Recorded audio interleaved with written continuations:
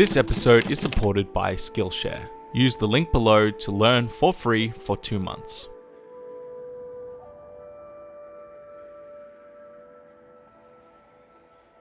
This limited edition enamel pin is available now. Get yours at standard.tv/Sweeney or sign up at the $10 tier on Patreon to get one for free. I'm not sure how Bill Wirtz got through all this information so quickly because there is a lot to cover here.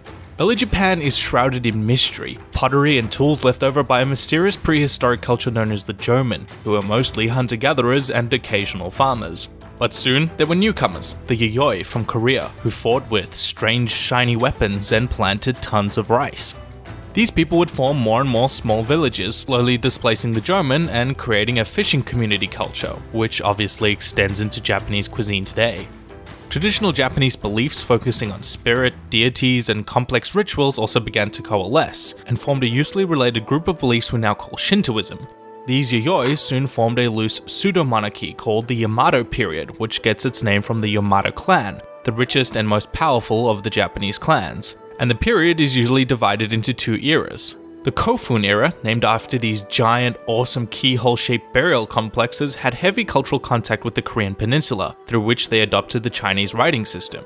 The idea of an emperor to unite the Japanese islands really took off during the Asuka era, which coincided with the spread of Buddhism in all that Chinese writing, and the Japanese were soon to experience a sense of shared identity. Evidence of this can be found in this adorable letter from the Japanese emperor to the Chinese emperor, in which he addresses himself as the emperor of the land where the sun rises, and the Chinese as the emperor of the land where the sun sets. And then he said hello.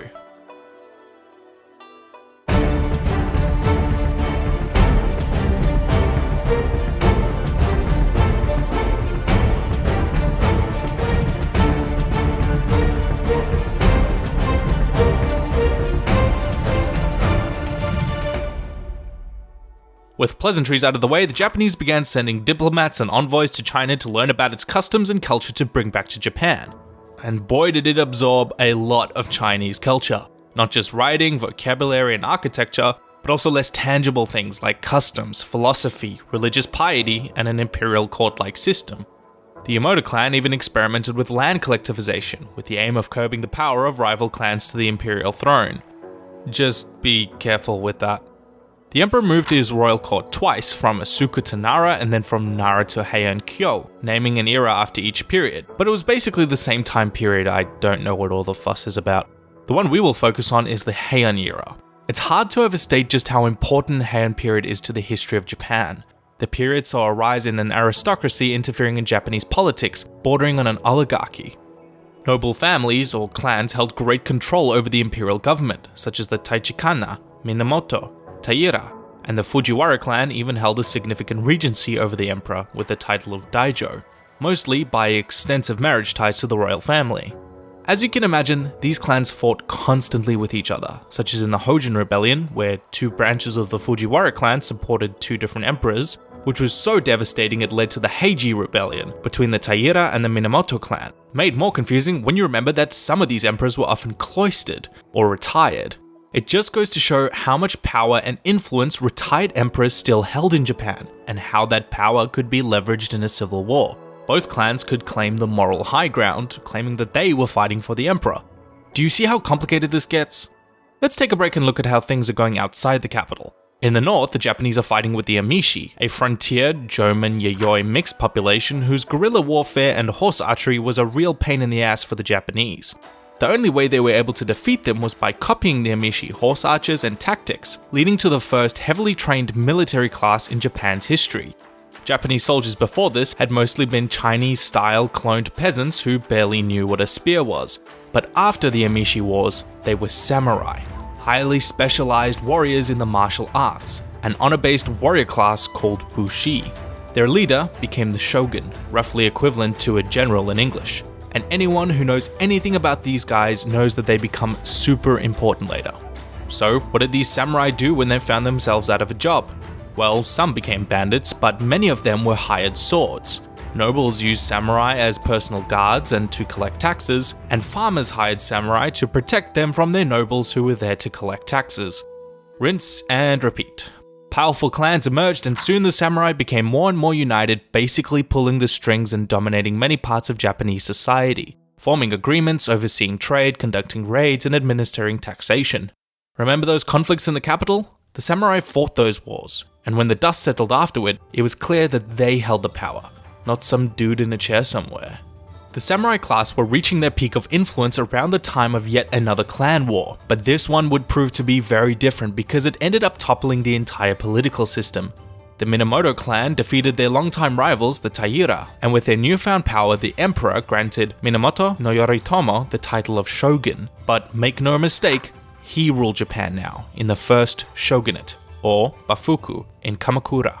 The emperor was now merely a figurehead. So what made the shogun rule different? Well, rule was delegated to regional stewards called Jito and governors called Shugo, who ruled in the place of the shogun. In addition, a regent was appointed over them called a shiken, usually a member of the powerful Hojo clan who had come to prominence by allying with the Minamoto. So much prominence, in fact, that they even became rulers of Japan, and the shogun became the figurehead. So, if you're keeping track, the emperor was a figurehead for the shogun, and the shogun was a figurehead for the shiken. This was feudal Japan. Social mobility ceased. You were either born powerful or you stayed powerless. So under this new system, were things peachy? Short answer, no. In 1221, the cloistered emperor Go-Toba rose up in rebellion against the Hojo clan in the Jukyu War, which did little more than get himself banished and show that the Hojo clan were no pushovers.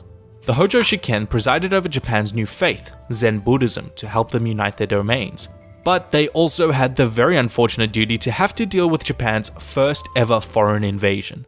Drumroll please. It's the Mongols because, of course it is. As you'd expect, Kublai Khan wasn't too thrilled having an empire to his east, and immediately, although politely, asked Japan to submit to them in a tributary status. Over and over and over again, but to no reply. The Khan then did what Mongol does best: invade. In 1276, the Mongols landed in Japan and waited on their ships overnight to attack the next morning. However, being on a ship is kind of the last place you want to be if, say, I don't know, a typhoon was to hit. And that's exactly what happened. Huh. Neat. Again, the Mongols invaded 6 years later, this time with more ships and a larger army. But the Japanese managed to hold them off using extensive preparation, fortifications, and a brand new weapon they invented called the katana, which was extremely effective against Mongol armor. Even so, they were taking heavy casualties. If only another typhoon would come and rescue the Japanese from these foreign barbarians like it did the first time. And that's exactly what happened. Japanese philosophers and religious leaders were so perplexed that a typhoon had saved them again that they even named this strange phenomenon the Divine Wind, or kamikaze. And thinking it must have been sent by Japanese spiritual deities, a newfound resurgence in Shintoism emerged. Famously citing, "If I had a nickel for every time a typhoon destroyed the Mongol fleet, I'd have 2 nickels." Which is not a lot, but it's still weird that it happened twice. The Mongol invasions, although failures, really rocked Japan's political system to its core, which allowed an emperor to briefly regain control before his former ally, Ashikaga Takauji, turned on him and seized the shogunate for himself. Because that's how mafia works. It's time to play a game of unintended consequences. Remember those Shugo governors from the previous shogunate? While the shoguns and the emperors were off busy fighting one another, the Shugo basically ruled themselves. They were no longer Shugo, but daimyo, warlords. So, if you're keeping track, the emperor is a figurehead for the shogun, who is a figurehead for the daimyo, who really have the control over Japan. The only thing that could make this situation any worse would be another civil war. Which is exactly what happened. The Hosokawa and the Yamano both supported 2 different claimants to the shogunate, and this ignited a powder keg all across Japan. Daimyo started fighting one another for control, fracturing Japan even further, and the whole social hierarchy crumbled, creating a power vacuum. Small clans subjugated larger clans, rivals turned allies, and allies betrayed and invaded. You name it, they did it. The era was so profoundly violent that it even became known as the Sengoku Jidai, the Warring States period. It was near constant warfare, made more devastating by the implementation of these weird Portuguese hand cannons called Tanegashima, but today we just call them guns. It was also a period of extensive espionage, with the daimyo spying on one another, assassinating each other, and betraying one another constantly. These spies are what we now call ninja, and were so instrumental to the period that they became romanticized by European authors, who were absolutely fascinated by Japan. While watching from a safe distance away, of course. One clan under Oda Nobunaga looked at a fractured map of Japan, famously stating, well, this won't do, and decided it was time for Japan to unify. Okay, so that's a little creative license, but the result was the same. The Oda very narrowly won a battle against the Imagawa clan and cemented the Tokugawa as allies in the process. And an alliance in this day and age was bad news for the other daimyo, who distrusted each other far too much for any alliances of their own. In the blink of an eye, the Oda conquered the Saito, Miyoshi, steamrolled over the Azai, Asakura, and the Ikoiki before repelling an invasion from the Takeda. It seemed that the only way to stop Nobunaga was to assassinate him, but even this backfired when his steward Toyotomi Hideyoshi just continued the conquest in Oda's name. When his army got bored, he just decided to let them invade Korea, which really wasn't a good idea because 1, they lost, and 2, they decimated their army in the process. So when Hideyoshi died, his former ally Tokugawa Ieyasu seized Japan and was crowned shogun. Which was easy to do since Ieyasu hadn't lost any troops in Korea, and thus was the only one in Japan with any real army. With one last battle against Toyotomi Hideyoshi's son at Shikigahara, the Tokugawa shogunate was born. The Tokugawa then did something so drastic it gives new meaning to the term overreaction. The disastrous defeat in Korea left such a bad taste in their mouth that the shogun closed Japan. No foreigners could enter, and no Japanese could leave. Except for the Dutch, they're okay I guess. Round 2 of unintended consequences. Remember in the China episode how the Ming and later Qing dynasties had become isolationist after they finally overthrew the Mongols? Well, Japan, the other power in the region, had just closed their gates as well, and thus the 2 most powerful empires in Asia did basically nothing around the time the Europeans were bumping around Asia colonizing things. There was literally no great Asian nation to balance out the trade, influence, and conquest the Europeans were doing in the 16 to 1800s, meaning that Japan and China became extremely marginalized, sitting on the sidelines, turning away traders and decreasing their foreign interactions. We already know how this story ends in China, with the Europeans basically crushing the Chinese and seizing trade monopolies. So, how were things going in Japan at the time? Well, the Edo period is seen as pretty peaceful and prosperous. Albeit because of the extremely strict caste system introduced by the Tokugawa, social mobility and uprisings just weren't feasible, and the only ones with any weapons in the country were the samurai, who were paid handsomely by the shogun to prevent misbehavior, and they basically became glorified bureaucrats. But as time wore on, the isolationism started to show some flaws. Firstly, the Opium Wars shocked Japan when they saw the dominant Asian power, China, dominated and humiliated by the British. And secondly, a widespread famine. A skyrocket in the price of rice coincided with this famine, creating a brand new wealthy farming class. After all, the farmer really is king when the people are hungry. This completely upset the entire social order, and this new class had just gotten a taste for social mobility. And hey, it didn't turn out so bad. What was the government worried about? But everything should still be just fine as long as Japan keeps its doors closed.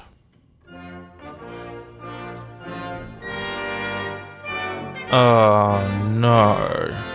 The US Navy arrived in Japan in 1853 to end Japan's closed country policy, commanded by Commodore Matthew Perry. No, sorry, not that Matthew Perry. Crash Course already made that joke. The Americans were motivated to open Japan to open up a trade sphere in Asia, to protect their shipping and whaling industry in the area, with just a sprinkle of Manifest Destiny thrown in there as well. So, using gunboat diplomacy, the Americans opened up trade with Japan. In other words, open up or we'll shoot you. The inevitable opening of the country happened, and this infuriated the daimyo. How could the shogun allow the Americans to humiliate them so badly with such an unequal treaty as happened in China? The same year the trade treaty was signed, Japan was rocked by 2 devastating earthquakes and tsunamis, which just felt like a bad omen. So, what did the Japanese ruling class do? Modernize. Remember that small Dutch trading port we talked about earlier? For centuries now, Japan had had this seedy underbelly of studying Dutch literature, smuggling books in and out and creating an underworld network of studious and enlightened figures. So these enlightened and progressive nobles were shaping up to fill a power vacuum when Japan was on the brink of revolution. Who would deliver that revolution? Calm down, I'll tell you, it was these guys. They planned to overthrow the shogun and restore the emperor to power. In the Boshin War that followed between the two sides, the rebels proclaimed the appointment of Meiji, or enlightened rule, to bring Japan into the modern era. The deposition of the shogun and the restoring of the imperial court had once again rocked Japan to its core. Out with the old and in with the new. New economy, new trade, new Western-styled government, manufacturing, science and medicine. Even Edo was renamed to Tokyo. Factories and trains popping up everywhere. Japan was entering an industrial revolution a century after the great powers, and at breakneck speeds, largely thanks in part to those Dutch bookworms. Here we see a major difference in how the Japanese and the Chinese isolationists had responded to outside pressure. While the Qing dynasty had fractured and collapsed into the warlord era, Japan had unified, embracing 19th century nationalism, devotion to one's country, modernization, and industrialization. With it, of course, came the dark side of such ultranationalism as well, like a pretty serious superiority complex which the government was all too happy to stoke. At the time, this was seen as the only way for Japan to maintain its independence, especially during the 20th century arms race, but it slowly morphed into a prosperity fallacy. We must be doing so well because we're better than other people. This would come back later. Japan's massive military started looking outward, projecting Japan's might was the only way to ensure her own security. No one wants to end up like China, humiliated and crumbling in civil war. Their massive military annexed the Ryukyu Islands and then astonished the world by going to war with China and winning the First Sino-Japanese War, taking control of Taiwan and occupying the dagger pointed at the heart of Japan, also known as Korea. And then just 4 years later, the Japanese helped put down the Boxer Rebellion. The world barely had time to pick up their jaws from the ground when Japan defeated Russia in a war for dominance over Manchuria. This brand new Japanese army had just won 3 wars against 2 major powers in the space of a decade. You'd kind of forgive the Japanese leadership for thinking this ultranationalism stuff was working. The victories in the Far East had set Japan up as a regional power, and it wasn't long before they formed an alliance with the British, who shared Japan's hostility with Russia at the time. But when the First World War broke out, the Japanese found themselves on the same side as Britain, not fighting the Russians, but the Germans. No, not those Germans, these ones, right here. Germany didn't really have much capacity to protect Tsingtao, and so of course these areas became integrated into Japan as well. But the victory became core to the building of German-Japanese relations. The German soldiers were so impressed with the Japanese army that they openly admired them and even showed them a sign of great respect as they paraded through the city, while turning their backs on the British soldiers when they entered. The most notable outcome of the First World War was Japan dethroning China as the Asian superpower. They'd responded to the European threat, adjusted accordingly, and now they had the military victories to back it all up. Their alliance with the British, and the West in general, slowly began to sour as the other allies in the Entente failed to show them the proper respect they thought they deserved. It's not surprising then that interwar Japan is where things get a little messy.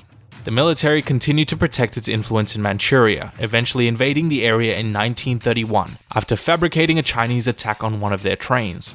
And when the international community in the form of the League of Nations condemned their actions, the Japanese delegates responded by simply leaving.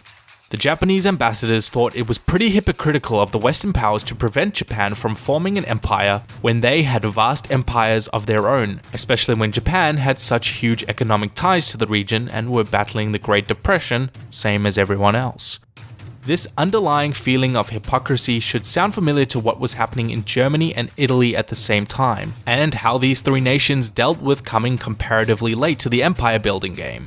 Of course, this is just one of the many underlying causes for what happened next, but diplomatic isolation very much added to the superiority complex. Other nations are simply jealous of us. So as the Chinese Civil War raged on, the Japanese were finally ready to assert themselves against their historic rival, and invaded China in yet another fabricated incident. With their entire military might, they barreled down on the Chinese mainland, fighting both the communists and the KMT in a united front. However, the war became something far more hostile as the Japanese began committing atrocities, from the rape of Nanking to the extreme mistreatment of prisoners of war. So you're covering Japan, huh? Good luck with your monetization. Tell me about it. Japanese war culture was heavily honor-based, and so they treated surrendered armies with malicious contempt. The rape of Nanking was so brutal that it sours relations with China to this day. My pal KnowingBitter did an amazing video on this if you haven't already checked it out, but if it weren't for the German Holocaust and the Red Army rape of Eastern Europe, then this would be remembered as the most brutal atrocity of the Second World War. Yeah, the comments on that one are interesting. Through territorial expansion and an ideology of superiority, Japan soon found a friend in Nazi Germany and joined the Axis powers in 1940, officially intertwining the European and Asian wars into the Second World War. Invading and taking control of British, French and Dutch colonies, while Germany and Italy were attacking the British, French and Dutch at home. The Japanese are now largely remembered for their attacks on Pearl Harbor, but what is often left out is that the attack was part of a larger operation, attacking both the Americans and the British holdings in the Pacific, but which had the consequence of bringing the United States into the war. In hindsight, this is seen as a bit of a backfire, since the Japanese were now fighting a gargantuan four-front war. But this just goes to show how invincible the Japanese saw themselves.